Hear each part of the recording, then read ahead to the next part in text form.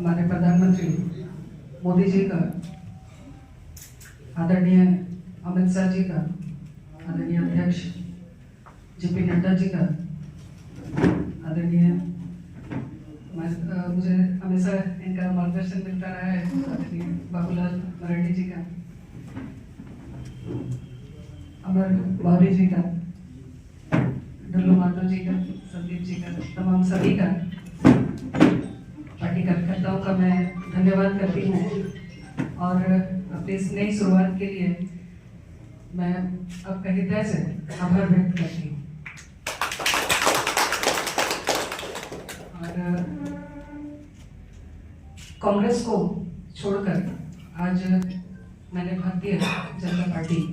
की सदस्यता ली है। इसके पीछे जो कारण है सर्वविदित है। जिस तरीके से कांग्रेस ने लगातार देश को गर्त में डाला है, जिस तरह से कांग्रेस तुष्टीकरण की राजनीति करती आई है, एक तरफ तो कहती है कि हम सभी वर्गों को साथ लेके चलेंगे, लेकिन इसके ठीक उलट अगर हम देखें तो किसी को भी साथ लेके नहीं चल रही है, सिर्फ अपना परिवार लेके साथ चल रही है। तो ऐसी परिस्थिति में, क्योंकि हम लोग सार्वजनिक जीवन में हम लोग राजनीति करते हैं और राजनीति का मकसद है जन का सेवा करना, जनता के बीच में रहना। और ऐसे में जहां जनता के हित को दरकिनार किया जा रहा है, पीछे रखा जा रहा है,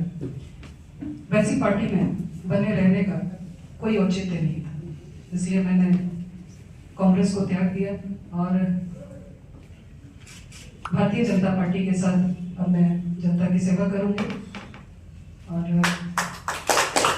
मोदी जी के सपनों के भारत में जो भी मेरी भागीदारी होगी मैं उसे करूंगी। धन्यवाद आप सबको। सबसे पहले तो आज श्रीमती गीता कोड़ा जी को और उनके तमाम सहयोगी साथियों को पार्टी में स्वागत करते हैं, अभिनंदन करते हैं और हमारी ओर से सबको बहुत बहुत बधाई है, बहुत बहुत शुभकामनाएं। वास्तव में गीता कोड़ा जी के बारे में बताने की जरूरत नहीं है, आप सब लोग जानते हैं। झारखंड के पूर्व मुख्यमंत्री रहे मधु कोड़ा जी, उनकी श्रीमती, उनकी पत्नी, और उस क्षेत्र में लगातार सेवा करती रही। पहले भी 2 बार विधायक वहां से रही है, जगन्नाथपुर से विधायक के बाद फिर सांसद बनी और लगातार काम कर रही है। और इस समय कांग्रेस पार्टी के भी वो कार्यकारी अध्यक्ष भी थी। यानी प्रदेश में जिनकी सरकार और उस पार्टी को छोड़ करके भारतीय जनता पार्टी में आना, तो स्वाभाविक रूप से हम कह सकते हैं कि आज देश में जो नरेंद्र मोदी जी के नेतृत्व में सरकार चल रही है, उनकी कामों की इन्होंने खुद भी प्रशंसा की और उनके कामों के प्रति जो एक झुकाव और उससे आकर्षित होकर के और पार्टी में योगदान करना और फिर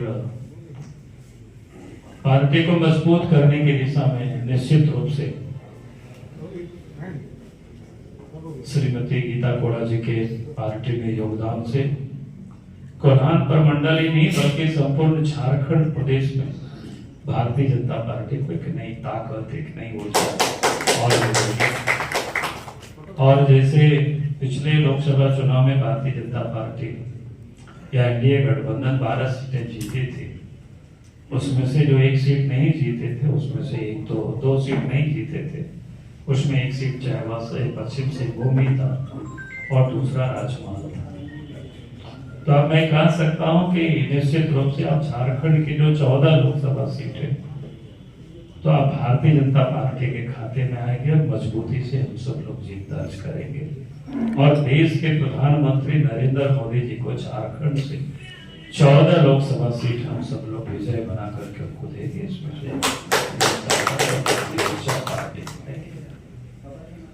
और हम ये कहते हैं कि झारखंड के उज्जवल भविष्य को क्या बोलते हैं, उसको निखारने, संवारने को लेकर के जो इन्होंने पूरे संकल्प के साथ पार्टी में आई है, तो हमने कहा कि उसका उनके मैं स्वागत करता हूँ। क्योंकि कांग्रेस पार्टी का अतीत हम सब लोग जानते हैं कि मैंने कई दफा कांग्रेस पार्टी के बारे में लिखा, तो मैं हर बार करते रहता हूँ। और खास करके अगर झारखंड के संदर्भ में भी अगर आप करें तो आज झारखंड राज्य बने 23 साल हो गया, लेकिन झारखंड राज्य के लिए यहाँ के लोगों ने वर्षों से लड़ाई लड़ी, लेकिन कांग्रेस पार्टी ने कभी भी झारखंडियों का भावनाओं का कभी उन्होंने सम्मान नहीं किया, बल्कि झारखंड आंदोलन के जितने भी नेता प्रणेता रहे, जयपाल सिंह से लेकर सोरेन तक, उन लोगों की हसर क्या हुआ, कैसे उन्होंने करदा, ये हम सबको पता है। मैं उस बात को दोहराना नहीं चाहता हूँ, लेकिन यहाँ के जो करोड़ों जो झारखंडी है जो अलग राज्य की मांग करते थे, उसका उन्होंने कभी सम्मान नहीं किया। तो अगर आज अलग झारखंड राज्य भी बना तो केंद्र में एनडीए की सरकार बनी, बीजेपी के नेतृत्व में अटल बिहारी वाजपेयी जी के नेतृत्व में सरकार बनी, तो अलग झारखंड राज्य भी बना।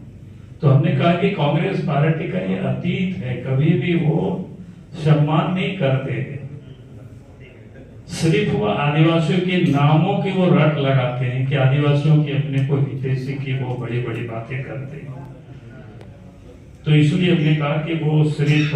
कहने के लिए है। और उसमें मैं कहूंगा कि चूंकि ये प्रसंग इस वक्त इसलिए जोड़ रहा है चूंकि गीता कोड़ा जी पार्टी ज्वाइन कर रहे हैं, आप सब लोग भी हो सके प्रश्न करें, तो मुझे लगा कि मैं ही खुद कहता हूँ आप सब लोगों के बीच में। आप देखिए कांग्रेस का अतीत कैसे रहा कि मधुपुरा को मुख्यमंत्री तो बनाए, लेकिन उसके बाद उनका क्या हसर किया वो किसी से छुपा हुआ नहीं। यदि अगर हम उसको कहें कि पूरे मधु के लोगों ने खा के और कोड़ा खाने के लिए कोड़ा को छोड़ दिया, और इसलिए भी मैं इस बात को कह रहा हूँ क्यों ऐसा किया इन लोगों ने। ये तो आज भी पूरे सब कुछ दस्तावेज है, मेरी जहां तक जानकारी है। जब झारखंड भवन से कई कागजात बरामद हुए थे, वो भी आज ईडी या सीबीआई के पास पड़ा हुआ ही हो। तो मैं तो कहूँगा कि वो सबको देखना चाहिए किन लोगों ने क्या क्या किया, कैसे किया, वो किसी से वो छुपा हुआ नहीं है उस सारी बातों को। और आज अगर आप देखते होंगे कि झारखंड में चूंकि मधुपुरा जी हो समाज से आते थे, हो समाज आदिवासी में से बहुत सीमित क्षेत्रों में रहते हैं, वो चाईबासा के क्षेत्रों में रहते हैं, देश के या प्रदेश के राजनीति के लिए बहुत रेलेवेंट नहीं रहते, इसलिए आपने देखा होगा कि उनको एक प्रकार से छोड़ दिया, ऐसा हम कह सकते हैं लवारिस की तरह। और आज वही कांग्रेस पार्टी, आप सब लोग देख रहे होंगे हेमंत सोरेन ने जो अपने कार्यकाल में क्या क्या लूटा, वो किसी से छुपा हुआ नहीं है। लेकिन यहाँ से लेकर के दिल्ली तक कांग्रेस पार्टी के नेता और उनके नेता वकील हैं, सब लोग लाइन से आज खड़ा हुआ है उसको बचाने के लिए। चूंकि वो जिस समाज से आते हैं थोड़ा उसकी संख्या अधिक है, फिर